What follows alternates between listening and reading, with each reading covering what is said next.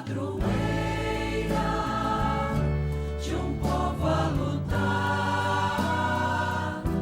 a gente mineira te quer exaltar, não só lá na serra. Amado irmão, amada irmã, saúde e paz. Celebramos ontem a festa de Cristo, Rei do Universo, chamados a compreender todo dia qual é a qualidade de nossa realeza. A amada Mãe Maria, ao redor de quem nos congregamos, é discípulo exemplar. Nela se realiza e se operacionaliza a realeza de Cristo. Por isso ela é servidora. Preparemo-nos então para acolher amorosamente a palavra de Deus nesta nossa tarefa de a proclamar oportuna e inoportunamente. Refiro-me aqui, preparando-nos as cartas de São Paulino de Nola, dizendo: o que tens que não tenhas recebido? Lembrando o apóstolo Paulo na primeira carta aos Coríntios, capítulo 4, versículo 7. Por isso, não sejamos avaros do que temos, como se nos pertencesse, mas façamo-lo render como algo que nos foi emprestado. São Paulino de Nola diz: foram-te confiados a administração e o uso temporário de bens comuns, não a posse eterna de uma coisa privada. Se na terra consideras apenas provisoriamente tua, poderás dela usufruir eternamente no céu.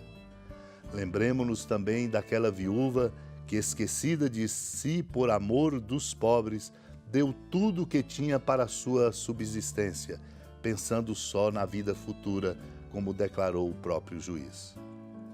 Pois os outros, disse o Senhor, deram do seu supérfluo, mas ela, talvez mais necessitada do que muitos pobres, tanto que 2 moedinhas eram tudo o que tinha, foi mais generosa do que todos os ricos, porque aspirava unicamente pela riqueza do prêmio eterno. Alegremo-nos, portanto, porque fomos comprados por preço muito alto, pelo sangue do próprio Cristo. Assim, deixamos de ser vistos escravos. Na verdade, querer ser independente da lei divina é uma liberdade mais desprezível que a escravidão. Quem for livre desta maneira é escravo do pecado e prisioneiro da morte. Restituamos, diz São Paulino de Nola, ao Senhor os seus dons. Demos a Ele na pessoa dos pobres.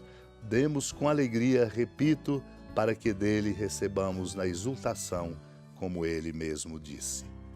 Naquele tempo, Jesus ergueu os olhos e viu pessoas ricas depositando ofertas no tesouro do templo. Viu também uma pobre viúva que depositou 2 pequenas moedas. Diante disto, ele disse: em verdade, vos digo que essa pobre viúva ofertou mais do que todos, pois todos eles depositaram como oferta feita a Deus aquilo que lhes sobrava. Mas a viúva, na sua pobreza, ofertou tudo quanto tinha para viver. Amado e amada de Deus, Deus nos acompanha em todos os nossos atos, nas nossas escolhas e nos acompanha também na nossa generosidade. Assim, o Senhor, ali presente no templo, ergueu os olhos e viu pessoas ricas depositando ofertas no tesouro do templo. E viu também uma viúva.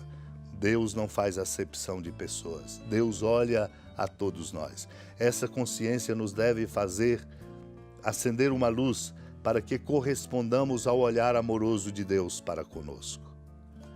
E Jesus, que olhava a viúva e os ricos que ali depositavam quantias grandes, faz observações que nos interpelam. Ele diz: em verdade vos digo, essa pobre viúva ofertou mais do que todos, pois todos eles depositaram como oferta feita a Deus aquilo que lhes sobrava. Ora, oferecer apenas o que sobra é fácil, é sobra. Importante é, portanto, a figura exemplar da viúva. A viúva, na sua pobreza, ofertou tudo quanto tinha para viver. Certamente ofertou mais do que aquilo que ela poderia precisar. Era pobre também. Aponta nos caminhos e interpelações muito fortes São Leão Magno em sermões seus, quando nos lembra: Se vossa justiça, diz o Senhor, não superar de muito a dos escribas e fariseus, não entrareis no reino dos céus. Para dizer, se não formos generosos, não a partir do que nos sobra, mas daquilo que de fato repartimos, nós não seremos considerados dignos do reino dos céus. Como será superior a deles, a não ser que a misericórdia esteja acima da condenação? E que de mais justo, de mais digno do que a criatura feita à imagem e semelhança de Deus, imitar seu Criador, que é generoso, que tudo nos dá e como Pai nos oferece o Cristo, o Filho? A Ele que decidiu a renovação e santificação dos fiéis, pela remissão dos pecados, para que, afastado o rigor do castigo e acabada a pena, recupere o réu a inocência e o fim dos crimes, seja Ele, portanto, a origem de nossa motivação e de nossas virtudes. Deus nos ajude, portanto, olhando a figura da viúva pobre, Deus nos ajude a viver a vida com generosidade.